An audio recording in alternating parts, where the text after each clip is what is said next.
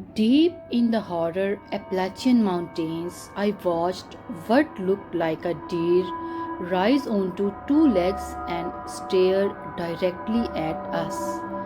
Then it smiled. It was creepy, and every instinct in my body told me to run. If you stay until the end, you will understand why I never returned to those woods and what exactly haunts me till now will froze you. My name is Ryan Carter, and this happened during a hunting trip in the Appalachian Mountains of eastern Kentucky. What started as a normal weekend in the forest turned into the most terrifying experience of my life. At first, we thought we were tracking a deer. Then we realized something else was tracking us. Something ancient, something creepy but intelligent. A strange creature hidden deep within those eerie Appalachian mountains. If you are wondering what happened to my friends or why I refuse to enter a forest after sunset, stay with me until the end because the truth was far worse than anything we imagined. It was October 2024. The Appalachian Mountains were already preparing for winters. The forests stretched endlessly across the mountains, covered in orange leaves and thick fog. I had planned a 4-day hunting trip with three friends, Tyler, Mark, and Jacob. We had hunted together for years. None of us were inexperienced. None of us believed in haunted Appalachian Mountain stories, at least not yet. The deeper we drove into the mountains, the stranger things felt. The roads became narrower, the hills steeper, the forest thicker. Eventually, even GPS lost signal. Nothing surrounded us except endless woods. The kind of creepy wilderness where you could scream for help and nobody would ever hear you. Around sunset, we reached a remote clearing we would chosen as our campsite. The location seemed perfect. A small, open space surrounded by towering trees. A narrow stream flowed nearby. The mountains rose around us like dark walls. But as soon as we started unloading our gear, an eerie feeling settled over me. A feeling I couldn't explain. As darkness covered the Appalachian Mountains, the atmosphere changed completely. Our campfire became the only light source for miles. Beyond its glow was nothing but darkness. Absolute darkness. The trees surrounding our camp looked less like trees and more like giant shadowy figures standing silently around us, watching, waiting. The wind carried strange sounds through the forest, branches cracking, leaves rustling, distant noises that almost sounded human. Then something strange happened. The forest became silent, completely silent. The eerie silence felt unnatural, as though every living thing had suddenly decided to leave or hide.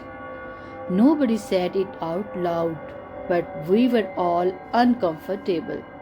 The Appalachian Mountains suddenly felt haunted, like we had entered territory that belonged to something else. Later that evening, Tyler found something unusual near camp. Deer tracks, dozens of them, fresh tracks. The strange part was not the tracks themselves, it was where they ended.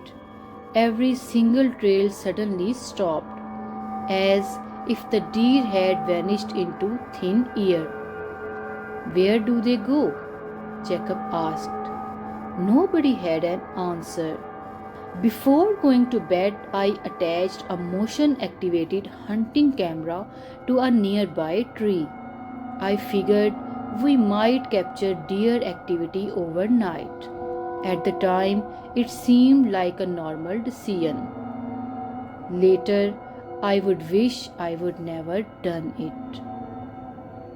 Around 3:17 a.m., I woke suddenly.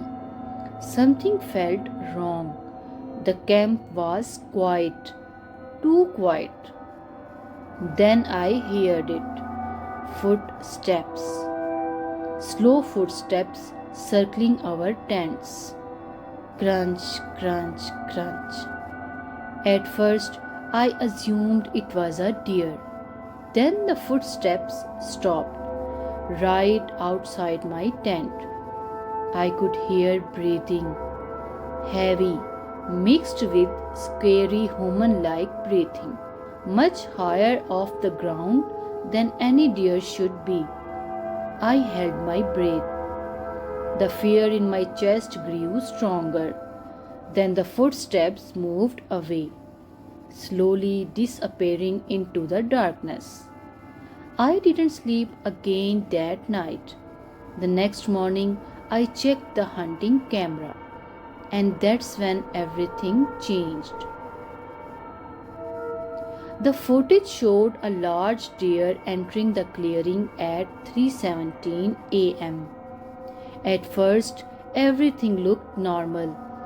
Then the deer stopped. It stared directly into the camera, almost as if it knew it was being recorded. Then it did something impossible. It stood up, not for a second, not accidentally. It slowly rose onto two legs, like a person, like a man. The camera captured the creature standing nearly 8 feet tall. Its antlers scraped low branches overhead. Its front legs looked disturbingly similar to arms. Then it smiled. The video ended. Nobody spoke for several minutes. The fear on everyone's face was obvious. Whatever we had captured was not normal. It was not a deer. And it definitely was not human. We should have left. Instead, we decided to investigate. That decision nearly got us killed. Later that afternoon, Tyler spotted the same creature standing among distant trees.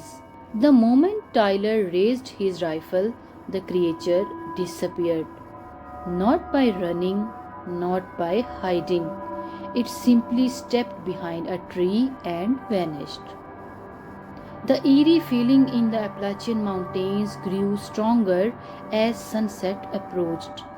The forest felt haunted, oppressed. Every shadow seemed alive. Every sound made us jump. And deep down, I think all of us knew something terrible was about to happen. We should have lived. That night, we heard screaming. Human screaming.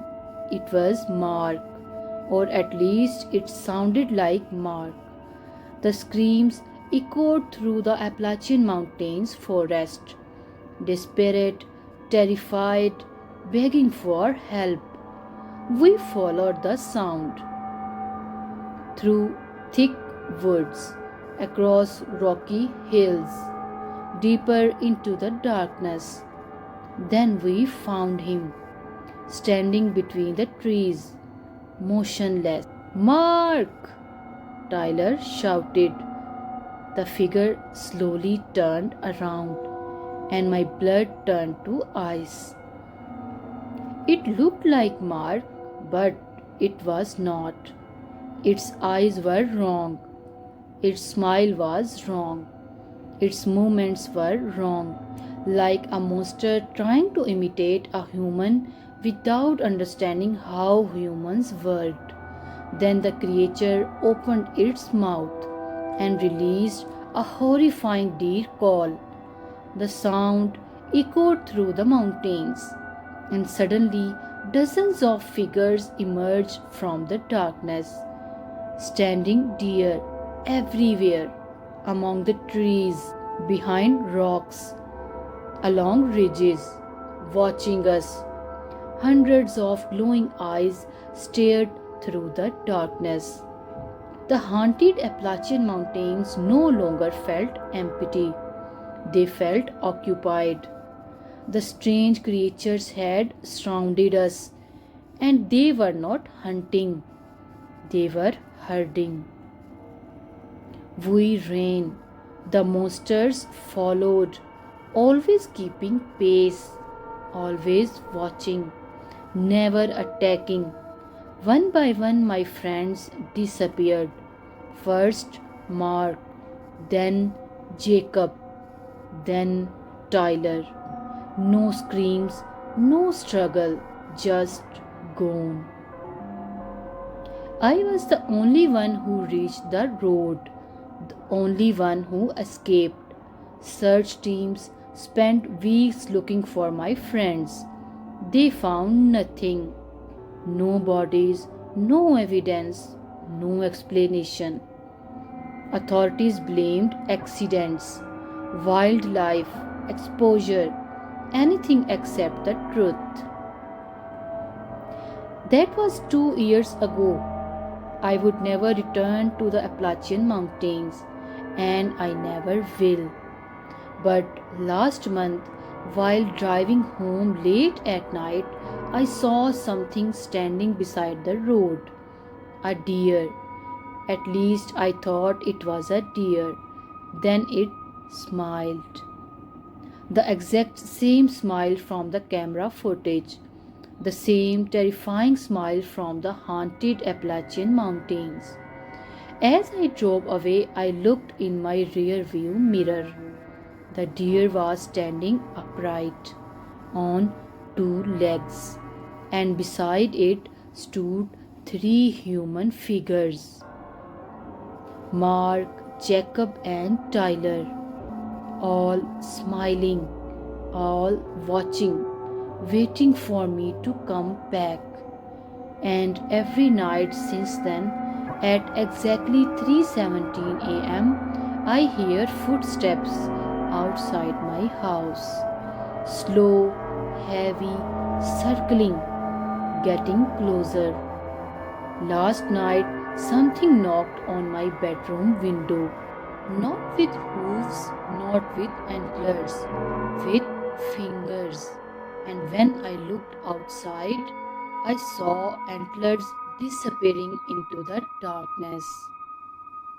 Because some things in the Appalachian Mountains don't kill you when they find you, they wait until you are ready to join them.